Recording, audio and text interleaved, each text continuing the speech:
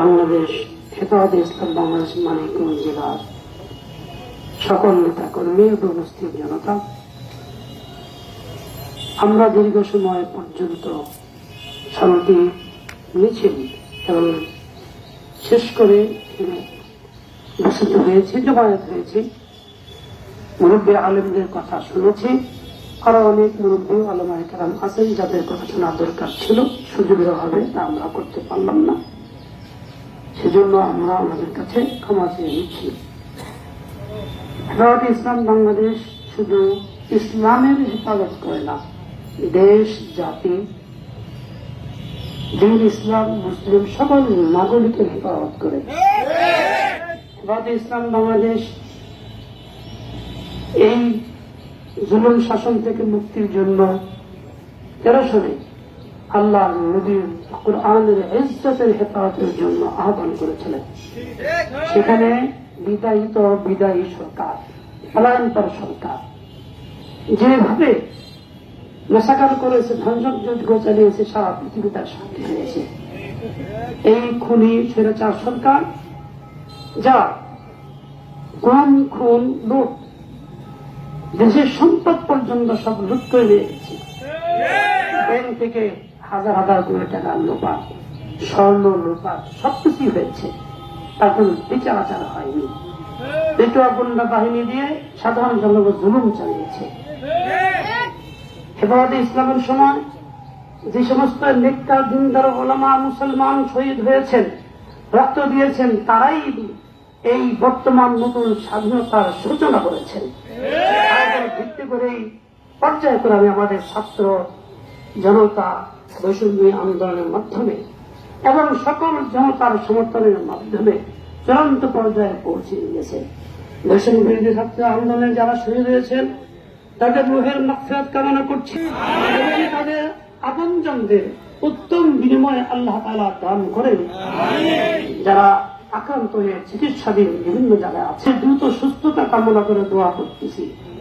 আপনাদের কর্তব্য হল ওই সমস্ত ব্যক্তিদের সন্ধান নেওয়া যারা আক্রান্ত হয়ে আছেন এবং শহীদদের বাড়িতে যাওয়া, কবর জিয়ারত করা, তাদের বাবা মা সান্ত্বনা দেওয়া, তাদের জন্য কোনো একটা ভালো এবং কল্যাণমূলক কাজ করার চেষ্টা করা। প্রত্যেকের নিজ জায়গাতে এইসব খোঁজ খবর নিয়ে তালিকাভুক্ত করবেন এবং তাদের সেবা করে যাবেন। হেফাজতে ইসলাম সেবক চায়, যত সরকার আসে সুন্দর সেবার ভূমিকা নিয়ে আসে, স্বৈরাচারী হয়ে দাঁড়ায়। এই সরকার যখন আসছিল, বিতাড়িত প্রধানমন্ত্রী বলেছিল মদিনার সনদে রাষ্ট্র চলবে, জনগণকে মিথ্যাচার করেছিল, কিন্তু একদিন কি তা চলেছে? 1 ঘন্টার জন্য কি তা হচ্ছে? এই জুলুম, খুন, লুটতরাজ কি মদিনার সনদের কাজ ছিল? কিন্তু জুলুম একটা পর্যায়ে আছে।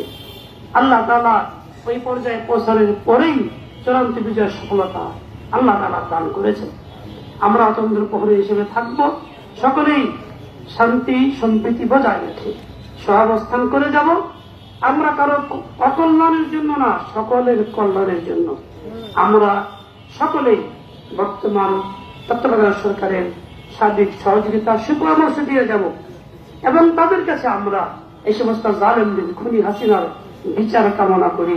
খুব দ্রুতই তাকে বিচারের আওতায় আনে বিচার করা হোক এবং এমন একটা শাসন ব্যবস্থায় দেশে আসুক যেখানে মানুষ ধনী পরিবার তারতম্য থাকে না, যেখানে দুষ্টের দমন হয়, শিষ্টের পালন হয়, দুষ্টের দমন হয়, শিষ্টের পালন হয়।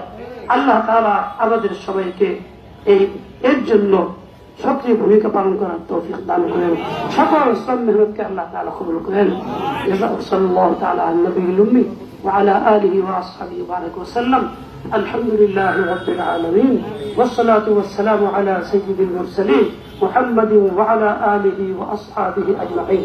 আল্লাহ আমাদের সবাইকে মাফ করে দেন, সবাইকে সচেতন বানায় দেন। ইয়া আল্লাহ দেশ নগরের সবাইকে আপনি আপনার প্রতি বানায় দেন।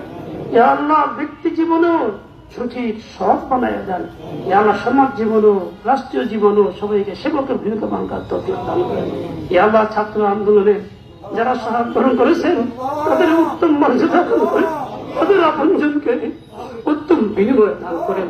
যারা অসুস্থ অবস্থায়, যারা চিকিৎসাধীন, তাদেরকে দ্রুত সুস্থ করে দেন। ইয়া আল্লাহ আমরা এদের রক্ত রক্ত বৃথা যেতে দেব না। শাপলা চত্বরে নিহত শহীদান, সপ্তন্তরে শহীদান, এদের রক্ত যাতে আমাদের কাছে মূল্যহীন না হয়ে পড়ে, আমাদের এই রক্তকে চিরজীবন জীবন অনুসরণ রাখবো। এই যুদ্ধের উপরে ভর করে আমাদের সুশাসনের ব্যবস্থা করে দেয়। আল্লাহ, যে সমস্ত আরবি শহীদ হয়েছেন পিলখানাতে, তাদেরকে আল্লাহ অত্যন্ত হিমায়ত দান করেন, তাদের নামগুলি স্বর্ণাক্ষরে কেউ পুরো চালু রাখে। আল্লাহ তাদের রক্তের বিনিময়ে এই দেশকে সুন্দর, আল্লাহ শান্তির দেশে পরিণত করেন, আগ্রাসন থেকে হেফাজত করেন, আগ্রাসন থেকে হেফাজত করেন। সুবহানাকা লা ইলমা লানা ইল্লা মা আল্লামতানা ইন্নাকা আনতাল আলিমুল হাকীম বিরহমাতিকা ইয়া। আসসালামু আলাইকুম ওয়া রাহমাতুল্লাহ। সবাই শান্তিপূর্ণ হবে নিজ গন্তব্যস্থানে।